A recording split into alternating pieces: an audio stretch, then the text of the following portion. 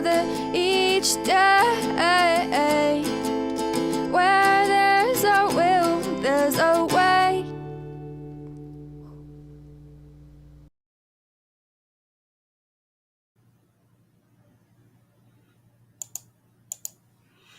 Good morning.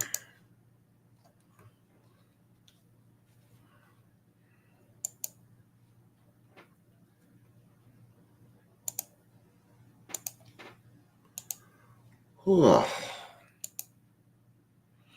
don't have any much pre-stuff to say today. Happy Sunday. The fact that I even know it's Sunday. Everything's been off since Thursday.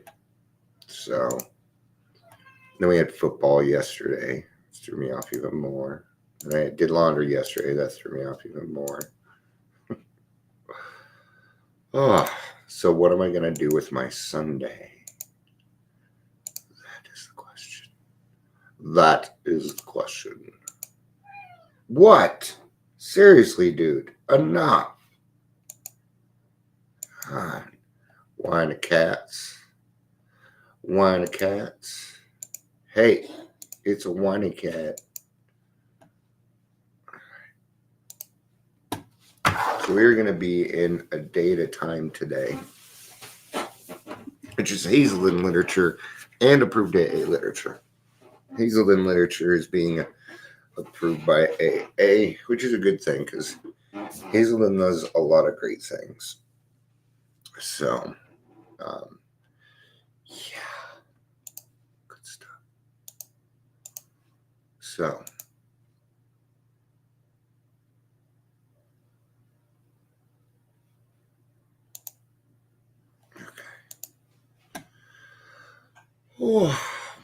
I'll wait till that 3-minute mark. What? No, I'm not opening that window. It's too cold. You guys have the sun. I can open it, but I will lock it and keep you out there. That window behind me, I let them go out there. It's our emergency if there's a fire. But there's a grate up there, so they can't get out. They like going out there, but it makes it very chilly in the room. So I'm going to have to wait until springtime again. All right, let's go ahead and get started. Welcome to Daily Trudge. My name is Dion. I'm your host.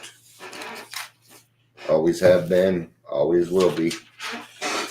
And every now and again, might as well bring this up. Every now and again, sometimes people come on and they tend to disappear. So I don't know that I'm going to do that anymore. So, there's kind of a rhythm that goes to this, and there's information that goes with this. It's not easy to do, to come on here and just, start talking about things. So, all right, let's get started. December 29th. 2 more days left in the year. This book's falling apart too. Almost all my books are falling apart. It's actually a good sign. I have way too many tabs open. Way too many. We're going to clear those out today. We are going to clear those out. So, and it looks like we got somebody watching from. Hey, Chris, I know that you're typing, or you're. I know that you are commenting from one place there, so I want to say hi to you, man. But it's not going to pop up here. So, but good morning to you. The success of the program, I have been taught, lies in large measure in the readiness and willingness of its members to go to any length to help others tyrannized by their addictions. We talk a lot about going and willing to go to any length for our own sobriety.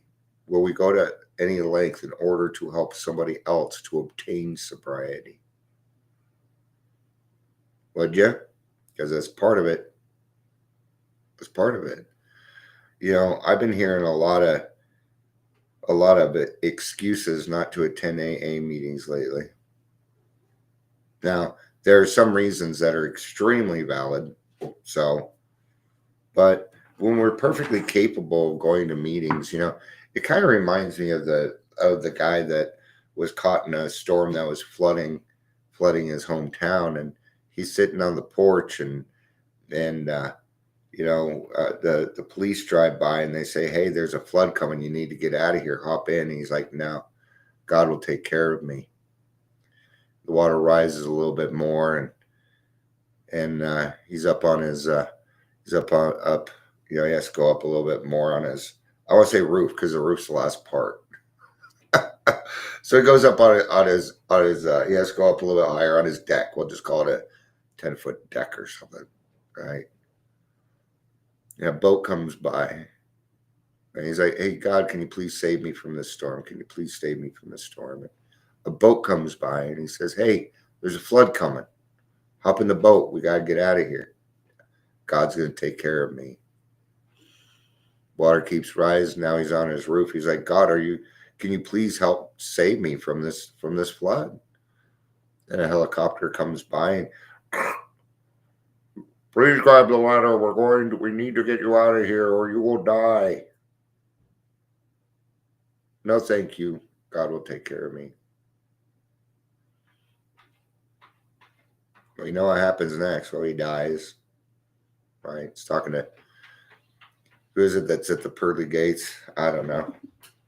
Other people know better than me. What are you doing?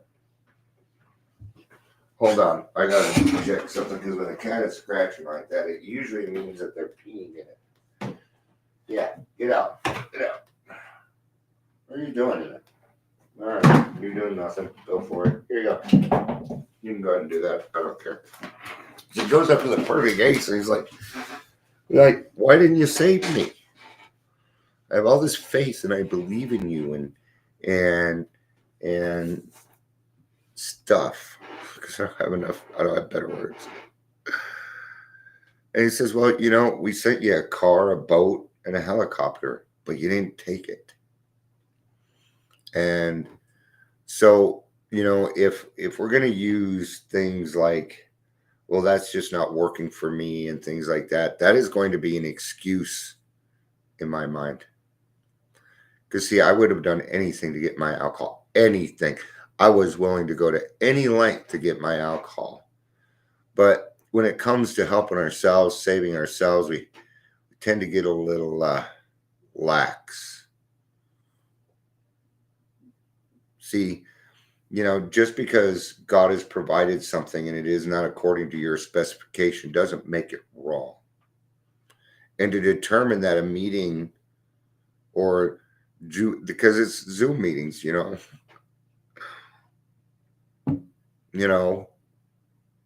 for me, I have PTSD, and at the present moment, I don't have my driver's license, right? So, yeah, let's say I was going to in-person meetings.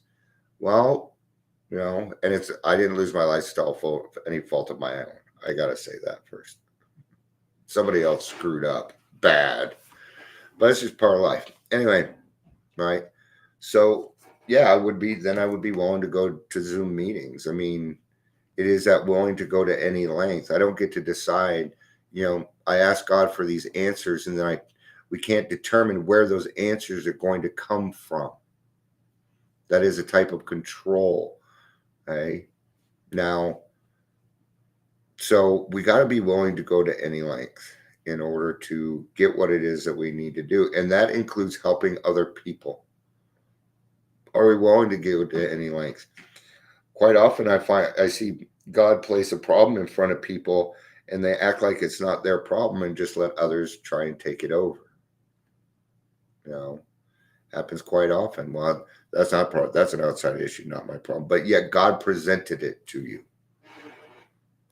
I'll give you a situation, maybe, because it's quite often that we'll tell people something bad has happened to them. Maybe they were physically assaulted. Well, you need to report it to the police. It's important that you do that. Why is that?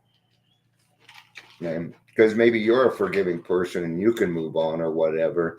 But what happens if they do it to the next person See, God put something in your life and gave you the tools in order to take care of something. Okay? But when it's you, it's going to be different.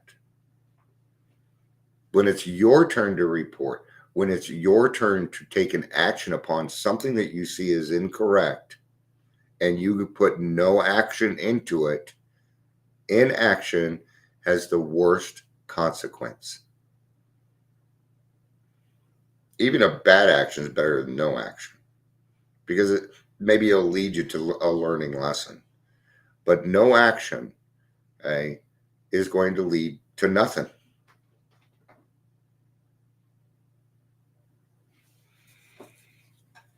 If my readiness and my willingness cools, then I stand in danger of losing all that I have gained.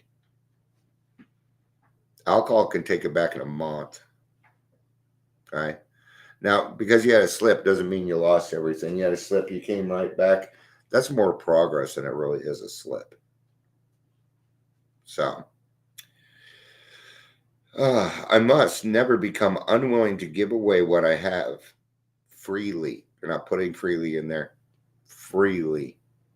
It was given to you freely. You must give it away freely. Become willing to give it away what I have, for only by doing so will I be privileged to keep it. Do I take the heart of the saying out of self into God, into others? Do I take that saying? Never heard of it. This is the first time. I've probably heard it before, and I may not remember. There's a chance of that. Very, very good chance of it, because, yeah, I've just lost a lot. I don't know how to explain it, but there are some things I just can't recall anymore. It's just gone. And that's from alcohol. Yeah. It was this close to a wet brain, man. Okay. And wet brain is dementia times 10. Because then what you have, let's say I had an alcoholic brain. Well, I'm 54. You know where I would be? Well, I'd probably be in a place where I would be secured, right? But all I would try and do is escape to go get alcohol. It's the only thing that I would do. Okay? When I have no clear conscience, when I cannot reach God, my brain will go to default mode. And default mode is alcohol for me. It just is. Okay? Left to my own devices, and dementia will create that, I am dangerous. So, may I never be too busy to answer a fellow addict's call for help. May I never become so wound up in my pursuits that I forget that my own continued recovery depends on that helping. A half hour or so on the telephone, a call in person, a lunch date, whatever the situation calls for, may know what my priorities must be. Today I'll remember helping helps me. You know, I was just in a meeting. I went to a meeting I'd never gone to before, and surprise, I knew people there. But after the meeting, I was able to talk with, a newcomer, and this is her first day sober. She's going to work today. That's a hard thing. That's a hard thing. And they're in an industry where they help other people, right? So what's our answer there? I'm like, you're not in that field because you suck at it. No. See, I know alcoholics, and I know better than that. Right? And she didn't even have to bring up what she did. I knew. I can just tell. You'll say certain things, right? I'm like, you're really good at your job, and you must love it, because I know that industry pays crap. So go to work and do what you're best at.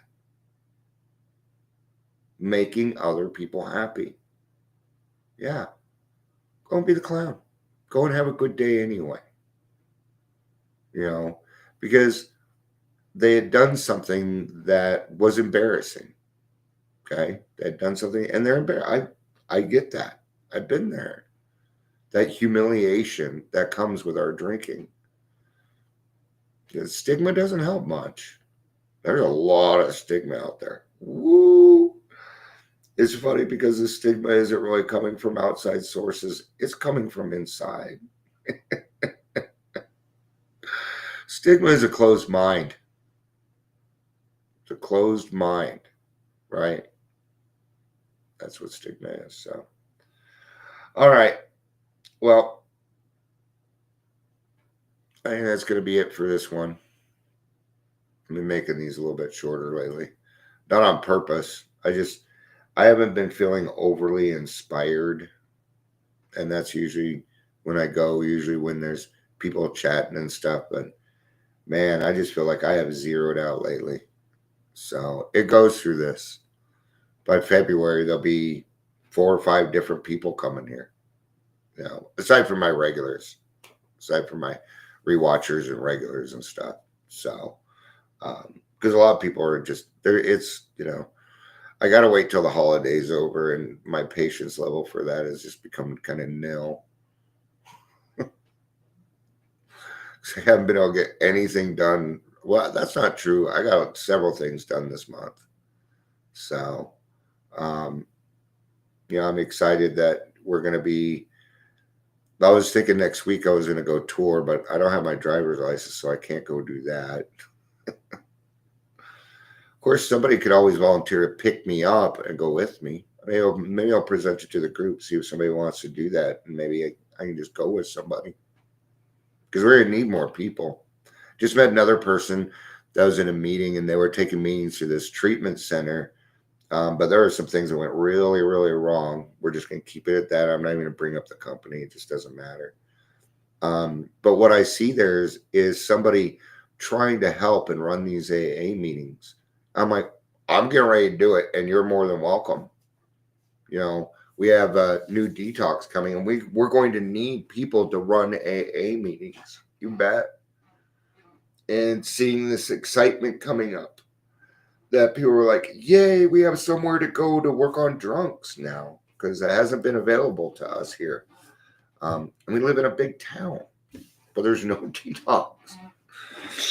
So, all right. Well, thank you everybody for being here. I appreciate it.